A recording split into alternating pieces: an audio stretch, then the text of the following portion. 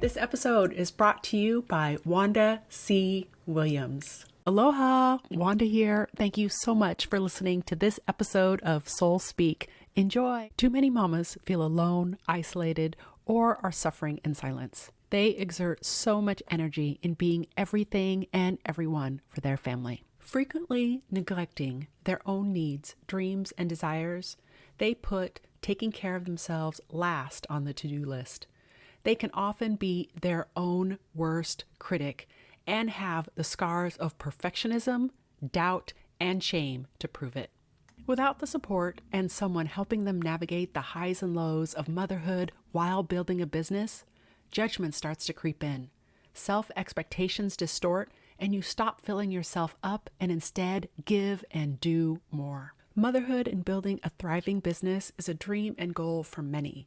Whether you birth children of your own, adopt, or are naturally nurturing those within your community, mama entrepreneurs who are supported and held accountable experience more joy and enjoy the fruits of motherhood while building the business of their dreams. They have control of their experiences, and they are so full, they are overflowing with enough to give. Since starting Wanda C. Williams, I have made it my mission to help mama entrepreneurs have a fully aligned business and life overflowing with radiant, abundant joy.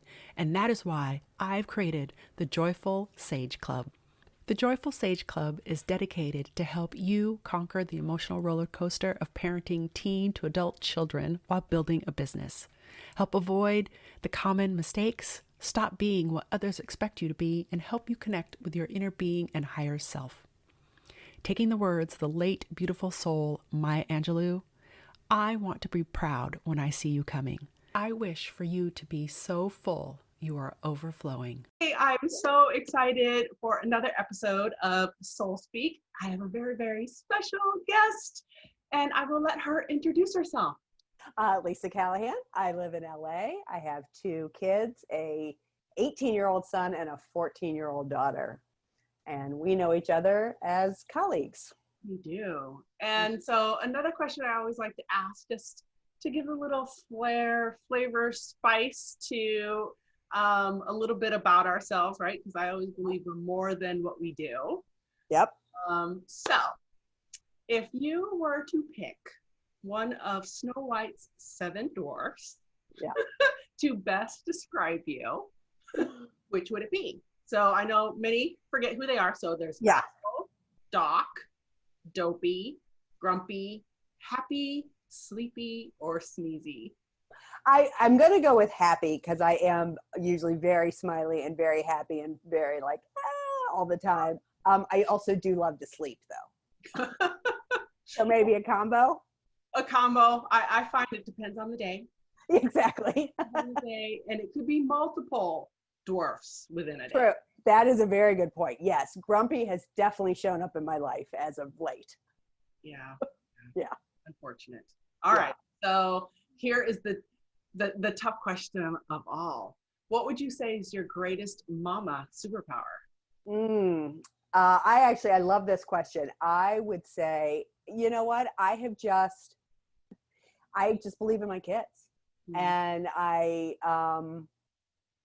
I've just always, I don't know if I lucked out and had great kids, but I just have always supported them in whatever they've done. And they have turned out to be fantastic because of that. Right. Or even your kids. With that. I would say, yes, you have great kids, but then it's also because you are such a wonderful human being and a wonderful mom. That is probably true. I like to think that I have modeled good human behavior for them. When you think about your life, I want you to describe for us a little bit how your life was like before you had kids. And then what happened during raising them, right? So I know one's still under 18. Right. My daughter's 14. So still in the midst of raising her. And then, as Liam, I believe. Liam's my son. Yep. He's getting ready to go off to college, or has he gone? Did you take him already? He started college this week, but because of COVID, it's a little different. Yeah. So then just sort of talk about what you envision the future is like, or just even more so around how COVID has changed what this really would have been like. Okay, yeah, no, I can totally do that. Yeah, so pre my kids, so my husband and I have actually been together since we were 18, which in and of itself is interesting because now my son is with his girlfriend. They've already been together almost 2 years. Wow. And one could think, oh my God, like you're only 18. But from my standpoint, I'm like, I met my husband when we were 16 and we started dating when we were 18. So, that's not out of the realm of possibility, So we started dating when we were 18. We didn't get married till we were 27. And then we didn't have kids for another 5 years. So a couple things come to mind when you say, what was your life like before kids? I mean, kind of one of the best things about Darren and I is we kind of don't remember our life before each other, right? Because we've known each other since we were like 15, 16. So when you think about your formative years, like we kind of went through everything together, which is really kind of cool. We made sort of an active decision even though we'd been together for 10 years, we weren't really ready to have kids right away. And so we had another 5 years. We were living in Chicago. We always like to joke that was kind of the years where we were living very Tony because we were kind of down on Michigan Avenue and living in a high rise. And, we had expendable money. We went to Europe and we lived in Chicago. We lived in the city. We went to dinner when we wanted. We didn't worry about anything. And then we made a very conscious kind of decision, like, okay, we're ready to have kids. And we got pregnant with Liam pretty quickly. I also knew I wanted like 4 years between, which is exactly what Charlotte and Liam are, almost exactly. So yeah, Liam got 4 years of being an only child, and then Charlotte came along. I think we thought this would start her time of being like an only child, but COVID hit. And so Liam's going to community college. So he wouldn't be going away to college per se, but the intention before COVID absolutely was he was going to move out. He was going to get an apartment with his girlfriend and they were going to, make their way as adults. But he hasn't found a job because of COVID and, a job that feels safe, he probably could have gotten something, but, and so, yeah, yesterday he started, well, I know this is going to be in October, so it'll be a couple of months ago, but when we're taping this, he started schooling from home. So now he's schooling from home, Charlotte's schooling from home, and Darren and I are both working from home. Wow. Yeah. That there's so many variables that we never even thought about for 2020.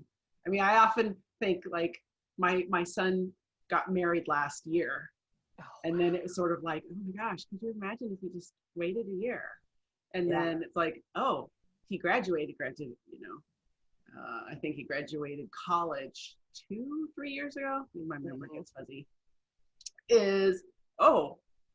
How would that have been like? And then it's just going, oh my gosh, the resiliency of the kids right now. Yeah. I would say, and us as adults, we have to sort of step up in a way that we've never done before.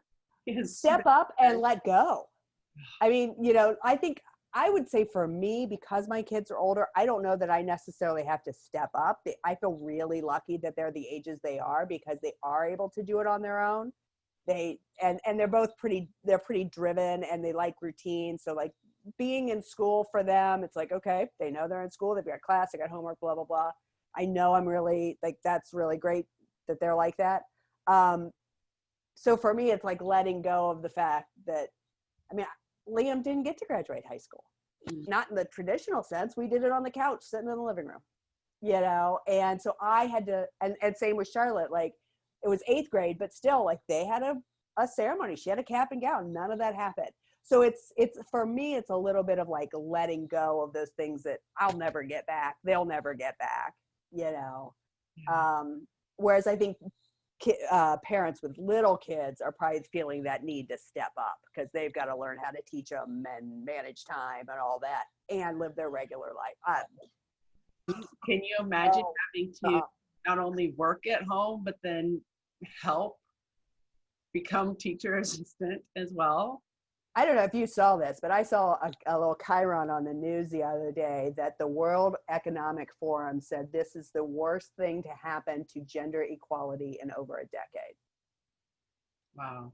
Yeah, that was like, I mean, I kind of knew that instinctively from talking to my mom friends who do have little kids who are having to put their career on hold, but to see it come across in big bold letters, it was just like, oh. Yeah. Knowing that COVID has changed things a little bit, I'm curious about your thoughts around empty nest syndrome. So again, it'll be a while till I do, God willing, COVID will be over in 4 years. Charlotte does have visions of going away to college. Like Liam didn't. He knew he wanted to kind of do, he was very clear he wanted to do community college. Again, we're really lucky here in Los Angeles. You can go 2 years for free and to community college. So that's why he chose it. Charlotte wants to go to like NYU or USC. Like she wants to go somewhere big. So I do expect in 4 years I will have empty nest. My thought is what I noticed over the last, I'd say year and a half is even though Liam was 17 or whatever, especially once he got together with Irina, his girlfriend, like there was more and more time where he was out of the house or he was spending all his time in his room. Even with COVID, like we didn't let her come over for a good period of time in the thick of everything. So they'd spend all day on Zoom, talking. And there have been days, not a lot, but there have been days where I've been working when he woke up in the morning and then he left to go do something for the day. And then I go to bed early. So I might be in bed before he even gets home. And I've thought during those times, like, okay, it's almost like preparation of this is what it's going to be like for him to not be here. This is what it's going to be like for Liam not to be here every day. I think other than that, I just sort of picture like, it'll be interesting.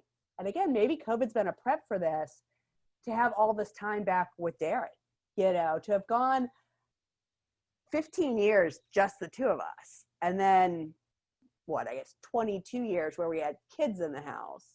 And then to be back to it just being us. I think there'll be some adjustment period. Yeah. I often hear the question like, oh my God, who is that person? Yeah. Which is where I think COVID has helped because he's been home for so long. Right. And even before that, he had different contracting positions where even in the 3 years we've lived in LA, he has been home quite a bit because he's worked from home or whatever.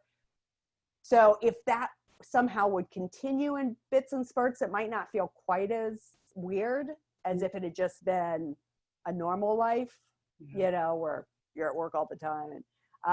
But yeah, there'll still be some adjustment to like waking up and not having anybody in the house and other than us and things like that. I often think of because I have my one son. I have two stepdaughters, but I panicked early. So like when he was going into his sophomore year, I started going, oh yeah, he's going by sophomore, then junior year, and so I started panicking then. Going, I got to get myself together so that I'm ready, that I'm like not bawling at graduation, right? But then it was sort of like, well, am I an empty nester when he like leaves, or am I part of it when when he goes to college, like that, during those semesters, and then he comes back, and then of course he wasn't coming back. I'm like, what do you mean you're not coming back? Right? And then that was not my plan. Yeah, that's not my plan. You're supposed to be taking me to all these places and we're supposed to be doing all these things. What do you mean you're not? Yeah. Yeah. He wasn't privy on my, mother's son adventures when he came. Right. How rude. So I'm curious, Lisa, when you were growing up, yeah, what did you want to be? So when I was little, whenever somebody asks me that question, I say, I remember the first thing I ever really wanted to be was a choreographer. Oh, Yeah, isn't that funny? I like that. I'm like, okay. Yeah, I really wanted to be a choreographer. I didn't, which is funny because I don't even really know where it came from per se.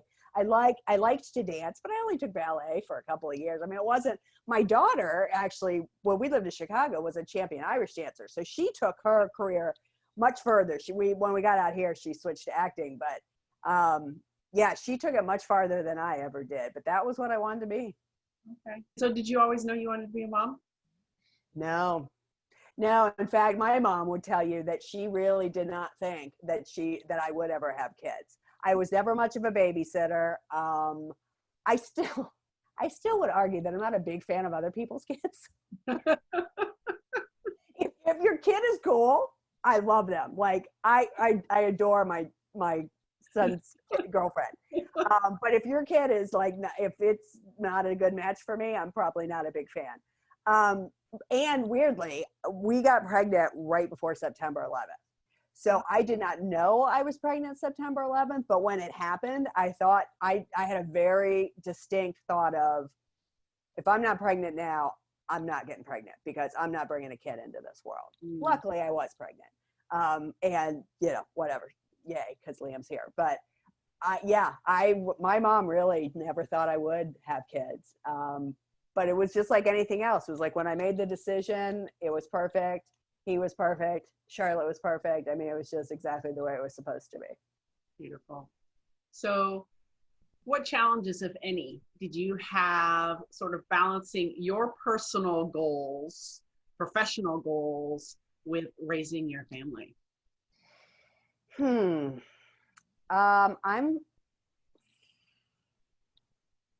didn't. I don't want to sound like a brat. Say that boldly and then tell your secret. Well, you know what? I think maybe it was this, although the only thing that I would say was something that didn't go, I guess, how maybe I would have wanted it is, so when I was pregnant with Liam, I had a job I really liked. I worked for Beltone Hearing Aids, and I really loved it, and I thought for sure I would go back after I had him. Like, it didn't even cross my mind that I wouldn't. And then I had him, and I was just like, yep, nope, don't want to leave this.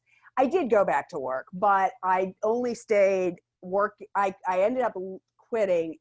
I went back to work in August, quit in October, ended up working kind of as a consultant until his first birthday.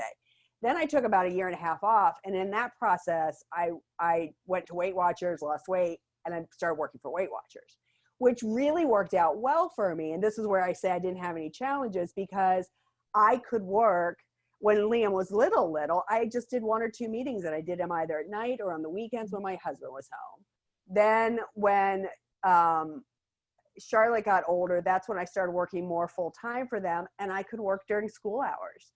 So I just really, other than I've almost always worked on some sort of a Saturday situation for many, many years, for the most part, I've always been able to work my schedule around them. And now as a coach, I do the same thing. I mean, I'm done working most days by 3, and I don't start work until 9. So even though right now they're all at home, like when Charlotte goes back to school, if I need to take her and pick her up, I'm free. So that part of it, I think it's really been the fact that I've just picked jobs where it has worked around a mother's schedule. I think the downside is I'm working in women-centered businesses, and I think we're not paid appropriately because of that. So that's the challenge, right? Is that I haven't been in a job, and I don't regret it at all. And I am thrilled, especially right now. I'm just so happy with where I'm at. But especially looking back at working for Weight Watchers, it was like, we were a women-centered business, and we all loved what we did, and we loved the pay it forward aspect. And I think the company took advantage of that, So there's the downside, If I was going to find a challenge, that would really be it. That I wasn't out there like busting my butt to make $1,000,000, Well, because I think you hit the nail on the head, right? As women, we get really passionate about what we do and we get so Yep. excited and enthusiastic that drives us. Yep. And we don't get paid appropriately for that. Right. And sometimes we don't ask. Oh yeah. Right? Yeah. We don't say, no, we demand to be making the same equivalent as someone else doing X, Y, and Z. Right. Well, and my situation's weird because that was one of the jokes I always said about Weight Watchers is the good news is they pay men and women is the same crappy thing. It wasn't a lot of men, but got paid the same as we did. So it wasn't like, oh, the men got paid more. It's just more of the industry that I was in, is that you're right. We got anybody that worked there was passionate because we'd all gone through the program. We all lost the weight and we wanted to help other people do it. And so that was like payment sort of. And so consequently it was like, we'd open our check and go, okay. No, totally understand. Been there, done that. Did you ever feel as if you may have put some of your goals or desires on hold for family? No. Good. I'm like, I'm jealous. What's your secret? Tell me. What? Again, Darren and I just made a really cognizant decision when we had kids that they were going to live our life. We weren't going to live theirs. And so something as simple as, did they watch kids TV? Absolutely. Did we take them to the Wiggles? Yeah, but I had a crush on the Blue Wiggle. So it worked for me. But you know what? We didn't listen to Kids Bop. We prided ourselves on asking Liam who his favorite jazz musician is, and he'd say John Coltrane. I mean, we loved that he knew, he listened to our music. He watched our television, from a little kid. But and so consequently, they've always been a little, they've been a little bit old souls, but in a good way, So it wasn't about I'm not going to put I don't know. I don't know if that answers the question. It was just a very cognizant decision Darren and I made early on to have them come with us. It is. I think what's important, right, is that we all get to have a choice. Yeah. And for those what advice would you give to those women that struggle with saying, is my desire of wanting X worthy enough? Or why am I even questioning that I have this versus, right? I mean, it's not an either or there. And that's what I often find is that for me, I thought it was an either or, right? I couldn't have all of it. But then once I made the choice to say, you know what, I actually think I can. I don't know what that looks like, but I actually can make that choice. Then it just shifted my whole world. Yeah. Yeah. So I think what I would say is a couple of things. One, the old adage, if mom's not happy, nobody's happy. And I don't think, we laugh at that because it's funny, but it's true. I know that to be true. If I don't take care of myself, then I'm not going to be happy and everybody's going to hear about it. I think about the days where I am the grumpy dwarf. I tend to get angry at the kids or Darren about things that are stupid because I'm in a bad mood. And so sometimes I'm good at verbalizing that. Sometimes I have said, look, I am on the verge of tears and I may yell at you for something stupid. Just know that it's not about you. It's about whatever's going on with me, especially around the loss of my parents. I was like, this is just how it's going to go. I don't know who I am right now, and I may burst into tears or yell at you about something, and just know that it's not about you. So sometimes I'm really good about verbalizing it.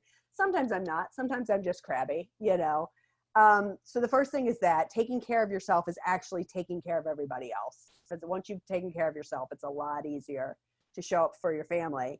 And then the other thing you said that I wanted to comment on, this idea of choice. I think that's when you let go of judgment, you get to be creative. So when you said, what would you tell women who think, why do I feel this way? Just feel, just let it go. And that sounds so simplistic and I mean, maybe even condescending, but it's this idea of like, if you're feeling bad, feel bad, and then step into what your possibilities, and see how you can get creative around having it all. Right. You don't need to know the how. To, like, try not to feel those things. Right? Like, if you didn't feel the loss of your parents, then, right? Like, if I don't feel the pain and trauma of seeing social injustices happening, right? And just sort of ignore it. Yep. How is that really benefiting me to be? Right. Or, And it goes both ways. It's not even sad. It's like, I was just seeing this, somebody wrote this today, and it's something that I've actually, especially at the beginning of COVID, really had to work with my clients on. Those people who were doing the like, I'm actually not that upset. Like I'm kind of happy. Like things are going okay for me. I feel bad, like survivor's guilt sort of. And it's like, you're also allowed to be happy when you're happy. You don't have to think that through. You don't have to feel bad that you feel good. Relish that, because there's going to come a day when you don't feel good, so it's like ride the wave of whatever is showing up for you. Yes. Because tamping it down is not going to do anybody any good. And if you ride that wave, and this living in Hawaii, if you ride that wave, you may end up a mile down the shore from where you think you're supposed to be. But if you fight against that wave, that's when people die, right? That's when you drown. When you've got a tidal wave, or not a tidal wave, that's not the word I'm thinking of, the undertow.